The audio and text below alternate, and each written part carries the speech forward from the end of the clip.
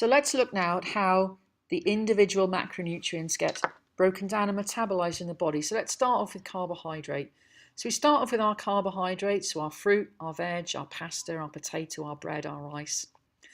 And then we break it down through the enzyme amylase into glucose, the smallest units of a carbohydrate.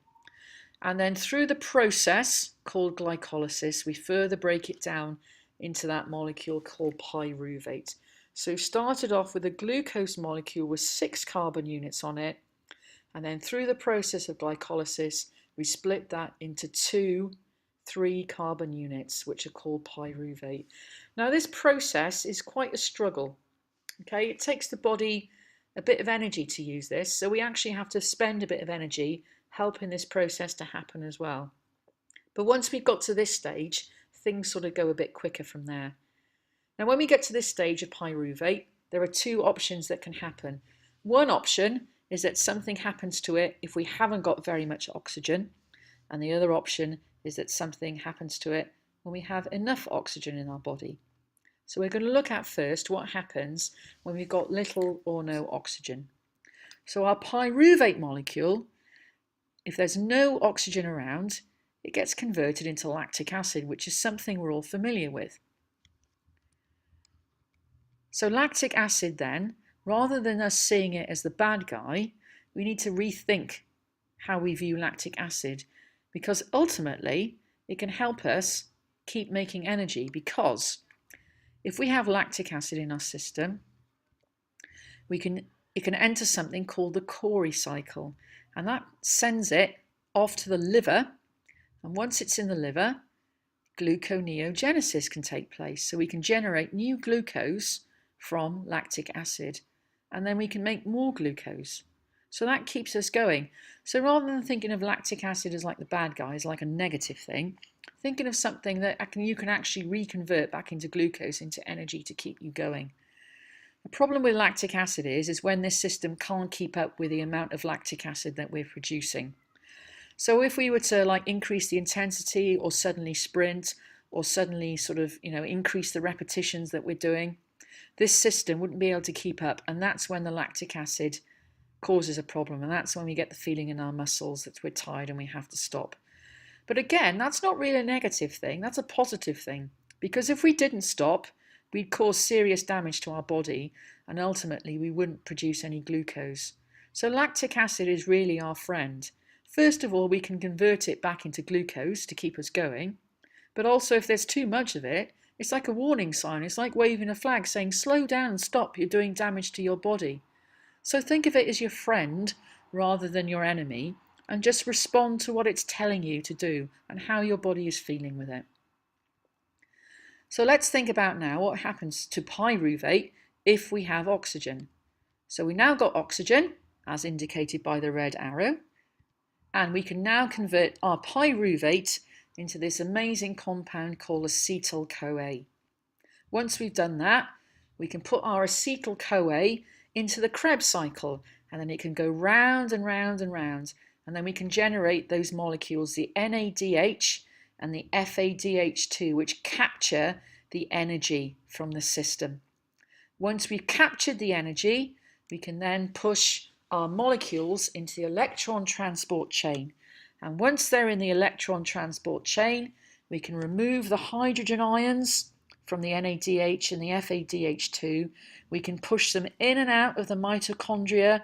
We can create a build-up of pressure, and ultimately, like a balloon popping or a cracker popping, we can force them back into the mitochondria, and that forcing back into the mitochondria prompts the enzyme ATP synthase to do its job, which is to join the spare phosphate molecule back onto the ADP, and then we can make ATP out of that.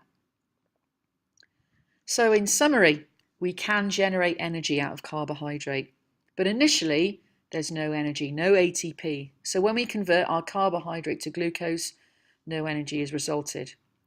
If we then convert our glucose into pyruvate through glycolysis, we can make 2 ATP. So we can get some energy, but it's not a great deal, which is why, if we haven't got oxygen in our body, we struggle to generate energy and to keep up with our body's demand. We then convert the pyruvate into acetyl-CoA, which enters the Krebs cycle, and at the end of that, we can generate another 2 ATP. But ultimately, we want everything to go through the electron transport chain, because out of that, we can create 34 ATP. So from one molecule of glucose, we can generate 38 ATP units of energy. So it's interesting to note that we don't actually produce most of our energy until the very end in the electron transport chain. So let's have a look at fat metabolism now.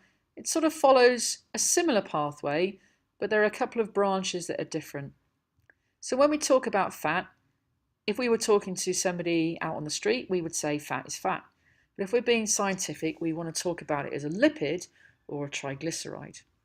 So we want to break our fat down. And the way we break it down is through a process called lipolysis or lipolysis. So we've had glycolysis, so glycogen, glucose. Now we've got lipolysis, lipids. We break that down and we break the glycerol unit off it. So a triglyceride has a glycerol unit in it. And ultimately we can convert that to pyruvate.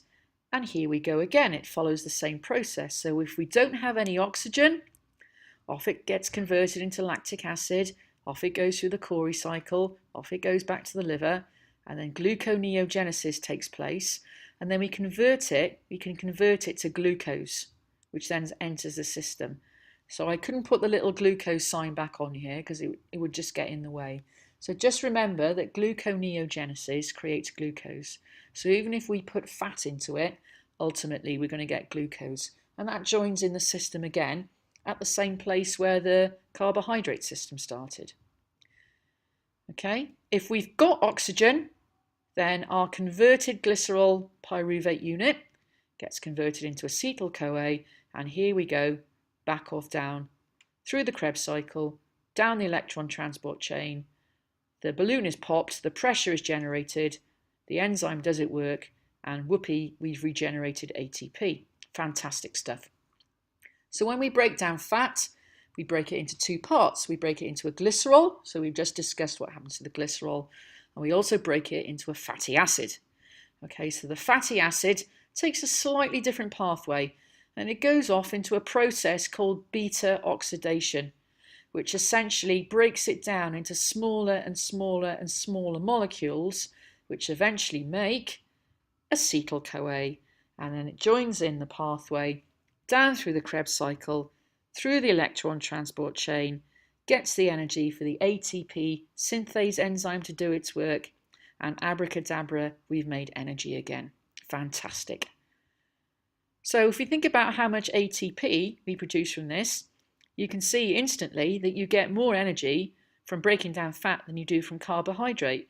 And that's a very logical thing, because 1 gram of carbohydrate gives you 4 kilocalories of energy, and 1 gram of fat gives you 9 kilocalories. So it's going to be more that we get from fat. So when we break down fat through lipolysis into glycerol and fatty acids, there's no ATP that comes from that. And then if it goes round through the Cori cycle and the liver and all there, we're not going to generate any ATP there. We are going to generate ATP though from the process of beta oxidation, so we can generate 40 ATP out of that. But ultimately we want to get to the end of the electron transport chain, because that's the best place to make energy. And if our fat ends up in the electron transport chain, we produce 108 ATP. So if we break down one molecule of fat, we can produce 148 molecules of ATP. So that's 148 units of energy that we can use.